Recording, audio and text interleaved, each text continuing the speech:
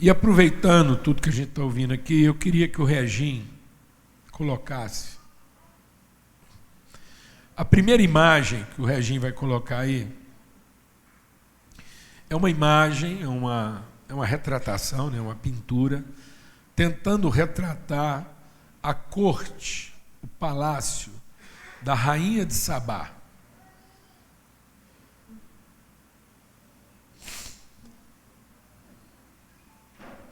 Isso aí, pintar ela desse jeito, mas sem dúvida alguma ela era bem mais morena do que isso. Essa mulher foi visitar o rei Salomão, porque ela ficou sabendo da sabedoria de Salomão, e ela queria conhecê-la, conhecer o Salomão por causa da sabedoria dele, levou presentes. Foi uma corte, uma comitiva, né? Não uma corte, uma comitiva. E, desculpa, era uma mulher muito bonita, e o Salomão, ela ficou encantada com a sabedoria do Salomão, e o Salomão ficou encantado com a beleza dela, porque era impressionante, ela era famosa. Agora, você sabe de onde que ela era rainha? Porque a gente fala rainha de Sabá, muita gente não sabe. Essa magnitude toda aí, essa sofisticação toda, ela indo visitar o Salomão, ela era rainha da Etiópia. Quer dizer, você não sabe que a rainha de Sabá, o reino dela era a Etiópia.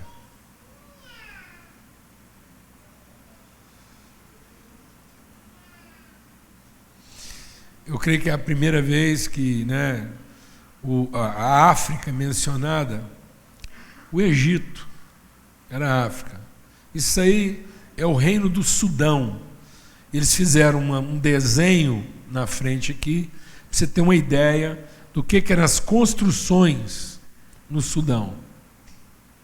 As pirâmides, remontando a mesma cultura egípcia. Os egípcios usaram pedras, eles estavam usando já tijolo. Tinha indústria de cerâmica, como tinha no Egito. Então, é só para a gente ter uma ideia. Porque às vezes a gente olha para a África e pensa que sempre foi daquele jeito. E não. Havia arte. Havia arquitetura. Havia indústria. Escola, ensino, formação. Havia filosofia.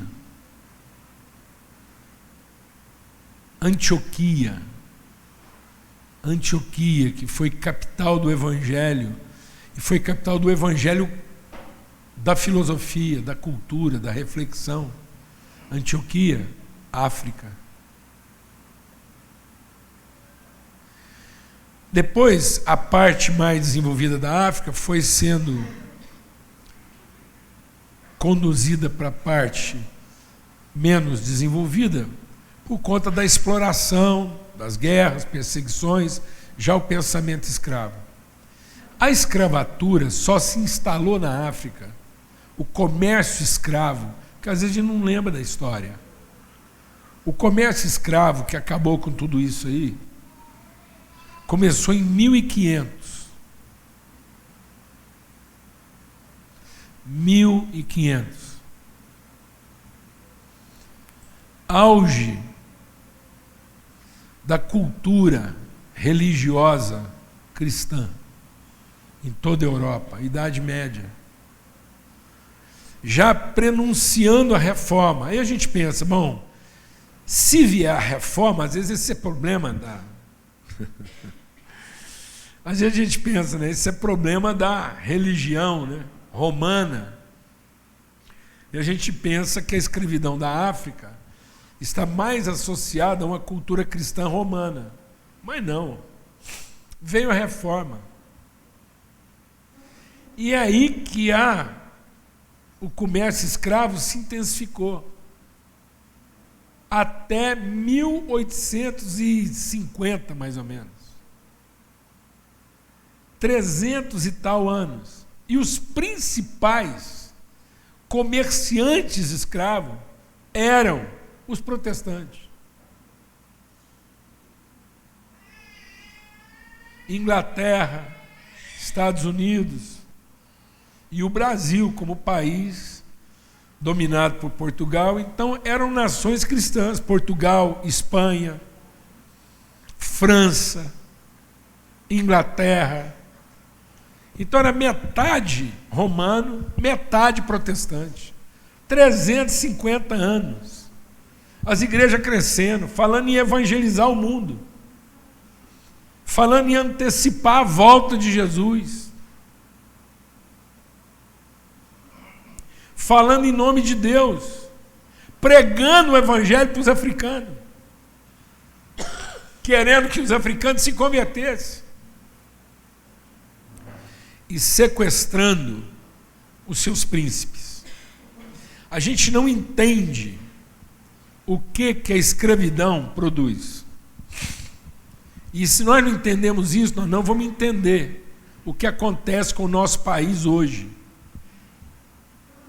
A escravidão não é só a obrigatoriedade do trabalho forçado. A escravidão é o sequestro de toda a condição de liberdade e desenvolvimento do pensamento, da cultura, da arte e da espiritualidade. Sabe por que a África é o que é? Porque tem só 200 anos no máximo que foi declarado, de maneira oficial, o fim do mercado escravo. Mas durante 340 anos, os príncipes, você acha que lá os países escravagistas iam lá buscar os fracos, os ignorantes, os debilitados? Não. Quem a escravatura tirou da África? Os intelectuais, os pensadores, os fortes, os que tinham condição física, os que tinham capacidade de assimilar cada vez mais atividades sofisticadas. Então a escravidão gera uma orfandade. A sociedade brasileira não percebe que esse espírito continua operando, em que os nossos jovens têm sido sequestrados. Parte do nosso problema social é porque as pessoas que poderiam ter condições de transformar, de interferir, de assumir a responsabilidade, estão sendo sequestradas para serem meros prestadores de serviço com mão de obra remunerada. O que define trabalho escravo não é o valor do salário, é a finalidade dele.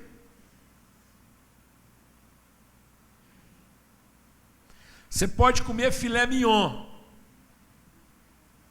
e você pode fazer sopa de osso, mas se tudo que você faz na vida é para patrocinar a subsistência da sua condição de alimento e vestuário, isso é, por definição, trabalho escravo. Só não é trabalho escravo aquele que produz transformação,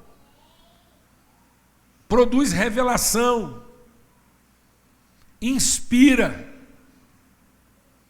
Só não é trabalho escravo aquilo que traduz responsabilidade. Tudo que traduz necessidade é trabalho escravo. Independente de como você define a sua necessidade. Então a gente vai hoje num bairro pobre e sequestra seus príncipes e princesas para prestar um serviço de baixa remuneração e não devolve àquela comunidade condições de transformação.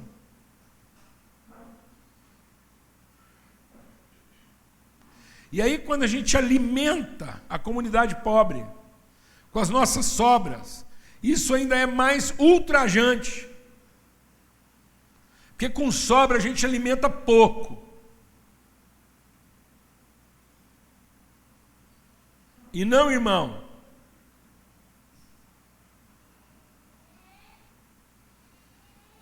na roça, só porco comia sobra. O que está acontecendo com a gente? Isso aqui não é uma mensagem para gerar culpa. Pelo contrário. É para iluminar nossos olhos. É para o Evangelho fazer sentido na nossa vida. Isso aqui não é uma palavra de igualdade.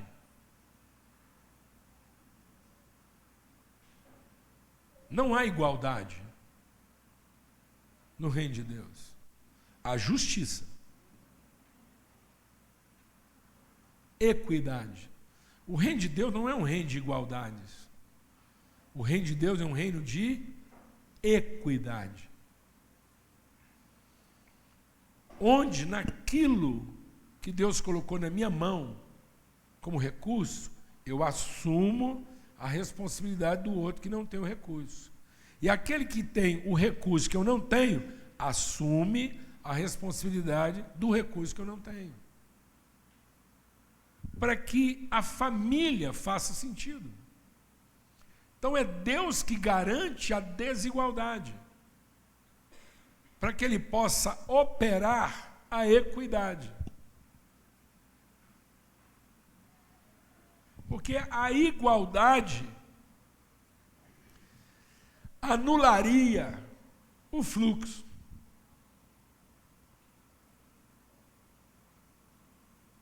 E a igualdade, de uma vez por todas, patentearia o direito e não a responsabilidade.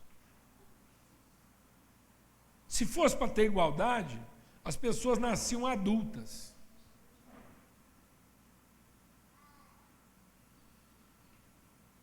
Por que elas nascem crianças? Existe igualdade dentro da sua casa? Existe? Não. Se tem uma coisa desigual, é a família.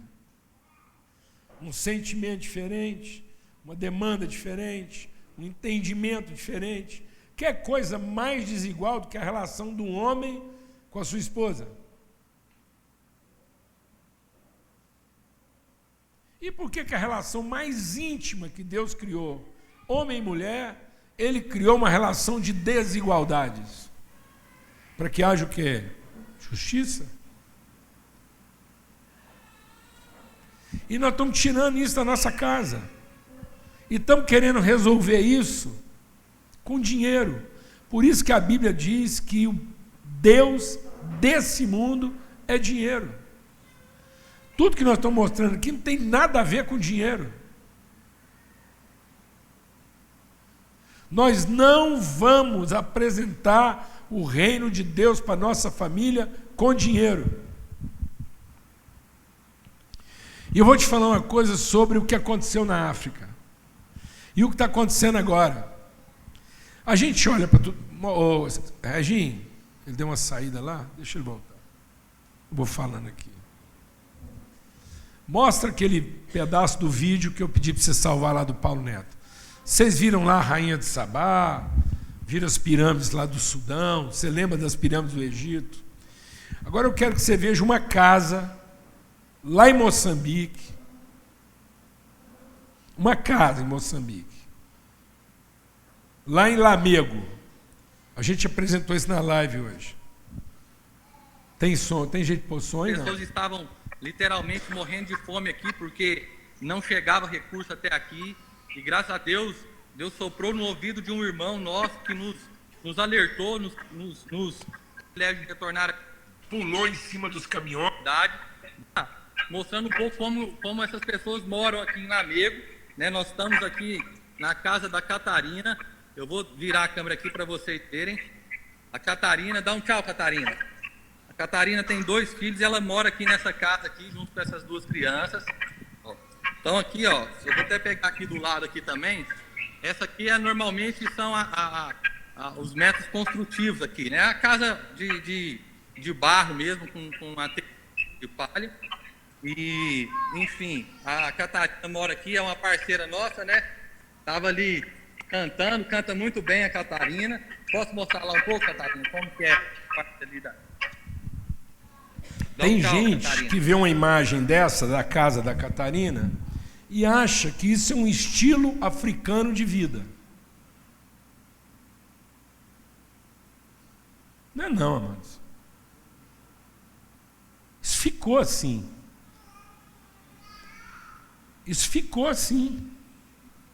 O estilo de vida africano era a rainha de Sabá. O primeiro africano mencionado no Novo Testamento é o eunuco etíope. O eunuco etíope estava viajando de carro por Israel, fazendo um tour. E a carruagem dele não devia ser assim, uma carroça, não. Porque ele estava conseguindo ler enquanto ele viajava. Então ele era um cara letrado, que numa viagem por Israel, estava se dedicando à leitura enquanto viajava. Define isso para mim, amado. Enquadra isso, enquadra essa figura, lendo um livro, numa carruagem, a não sei quantos quilômetros da terra dele, de carro. Você se lembraria de um africano? Isso é figura de um africano atual para você? Mas era o eunuco etíope da corte, lá da remota rainha de Sabá. Isso não era assim. Isso ficou assim. E sabe quando ficou assim? Com a cultura cristã religiosa, que se viu no direito de sequestrar as pessoas para prestar serviço, chamando isso de prosperidade.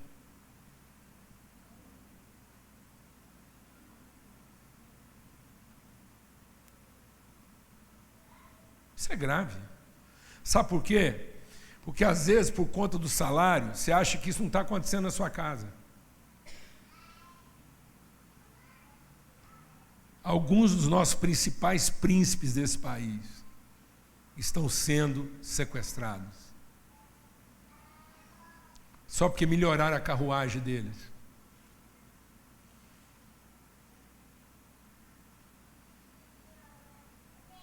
Só porque agora ele come comida sofisticada, frequenta bons restaurantes. Ele acha que não é escravo. Só que ele está vendendo a sua vocação. Ele está precificando o seu propósito. E aí você acha que caridade vai resolver isso? A gente acha que filantropia vai resolver isso? Então eu vou falar uma coisa para você. Filantropia não está resolvendo nem a família. Porque tem muita gente que encucou com a filantropia e com a caridade e está fazendo caridade em casa e não está percebendo. O que é caridade em casa?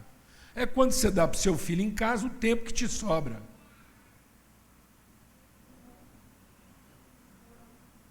Vou repetir, porque às vezes você não escutou. Caridade é quando só o que sobra para o seu filho em casa é aquilo que não te custa. Porque no que te interessa mesmo, você está ocupado com outra coisa. Caridade é o que muito marido está fazendo com a mulher, é o que muito pai está fazendo com o filho, é o que muita mulher está fazendo com o marido e com os filhos. Isso é caridade. Como muita gente espera que a igreja faça caridade para resolver os problemas que ele não quer encarar na casa dele. Aí ele envia um donativo para a igreja criar um sistema que compense a falta de envolvimento dele com aquilo que deveria ser sua prioridade. Sabe que dia que isso vai transformar? Nunca. Que isso é uma mente. Isso é uma mentalidade. Isso não é um comportamento. Então, se a gente não enxergar o outro, e agora eu quero ler o texto. 1 João, capítulo 3, verso 17. Aquele, pois, que tendo recursos nesse mundo, vendo seu irmão passar necessidade e fechar o seu coração, como estará nele o amor de Deus? Meus filhinhos, não amemos apenas de palavra, nem de língua, mas por obra e em verdade. Sabe, amados, às vezes o recurso para salvar seu filho não está na instituição, está na gente. Às vezes o recurso para salvar as pessoas que você tanto diz que ama, está na gente. Só que a gente vê e não quer que isso nos custe. Aí é preferível arrendar uma instituição, um terapeuta, uma atividade, uma viagem. Isso que nós vimos aqui agora não é um estilo de vida. Isso aqui que a gente viu agora é o sequestro da virtude. É aonde a mentalidade escrava nos leva. Sabe a casa da Catarina? Talvez se a gente tivesse uma máquina de raio-x para fotografar a casa de verdade que muita gente mora, ia ser assim que ela ia aparecer.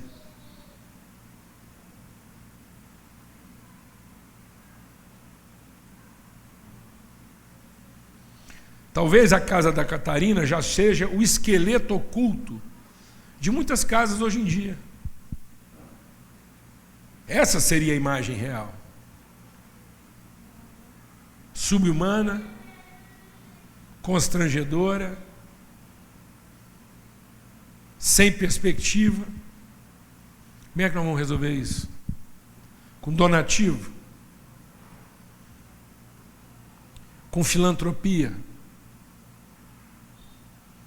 Com assistencialismo?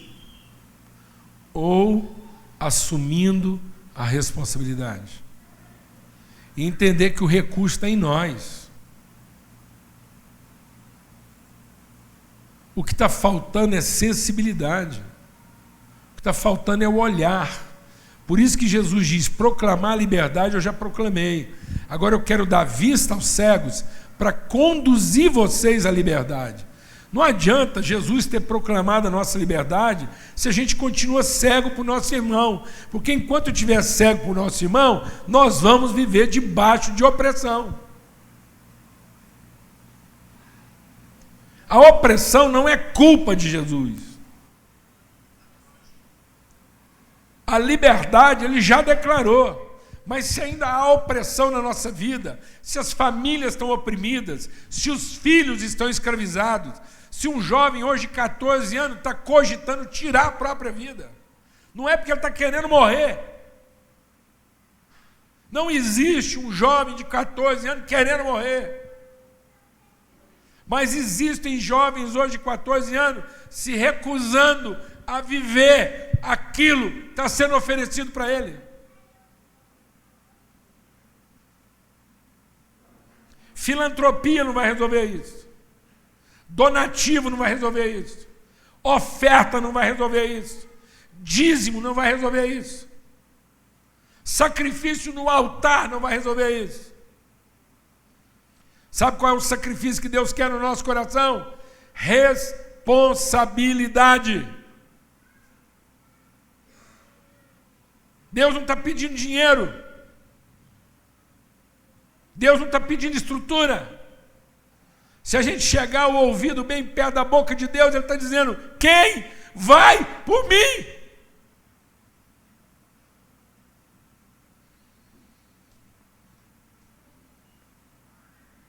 Quem vai dedicar seu tempo àquilo que verdadeiramente conta e custa? Aquilo que não me custa não vai transformar a vida de ninguém. Vai piorar.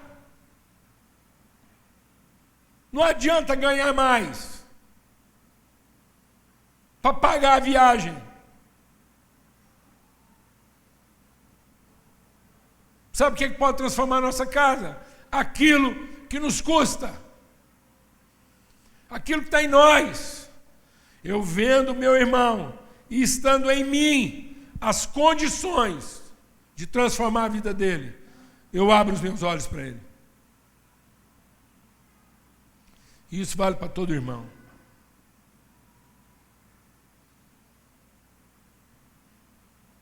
Nossos príncipes continuam sendo sequestrados.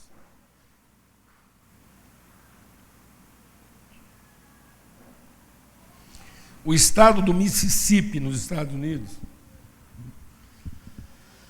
foi o estado que mais defendeu a escravatura. Foi onde nasceu lá Ku Klux Klan. A maioria dos membros da Ku Klux Klan eram presbíteros e líderes das igrejas históricas. Queimavam negros vivos. Talvez você não saiba, mas toda a Federação dos Estados Americanos, quando foi proclamada a libertação da escravidão, todos os estados assinaram, menos o Mississippi. Você sabe quando foi que o Mississippi finalmente declarou o fim da escravidão no estado do Mississippi? Ninguém sabe, não? 2020.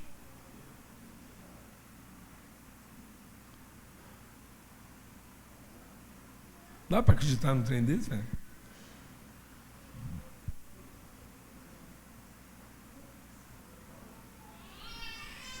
Dá para acreditar num trem desse, mano? Você está vendo como é que a gente está engolindo mosca?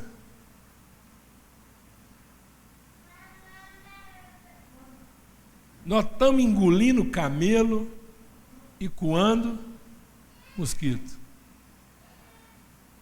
Tem gente que está achando que mais atividade na sua casa vai mudar a sua família.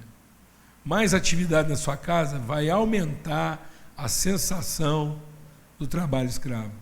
Porque você vai estar ensinando que através de uma atividade a pessoa pode ser o quê? Salva. Sendo que o que salva é uma relação.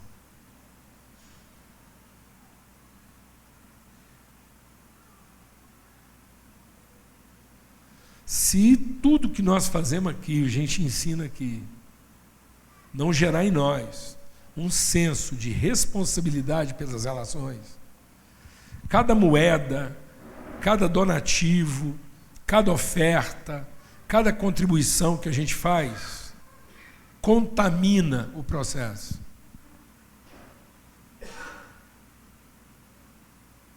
Amém, irmãos?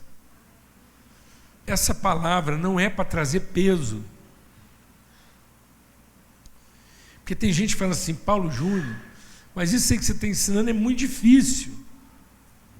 Não, amado, vou falar uma coisa para você. Difícil é o jeito que nós estamos vivendo.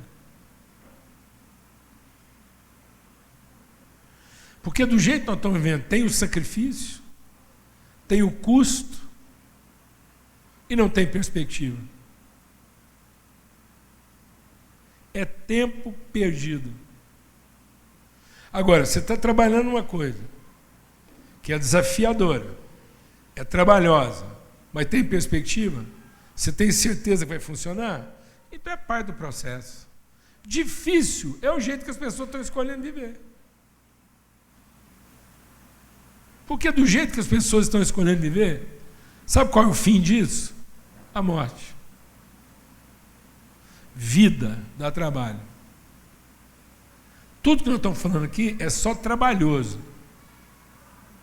Amém? Porque vida dá trabalho. Amar dá trabalho. Custa. Mas que não seja o custo da nossa escravidão. Seja o testemunho da nossa liberdade. Comece isso na sua casa. Pergunte para você mesmo se lá na sua casa você não está fazendo filantropia. Pergunte se aquela comida às pressas numa terça-feira não é filantropia.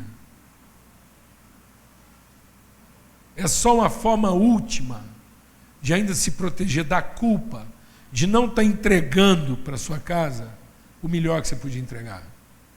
Assim como nós não estamos entregando para os nossos irmãos tudo que a gente podia entregar. E aí, do mesmo jeito que a gente sara a culpa num almoço apressado, a gente também quer sarar a culpa em ações de filantropia. Amém, irmãos? É o olhar. Nós vamos orar hoje. Vamos cantar o mantra aqui agora.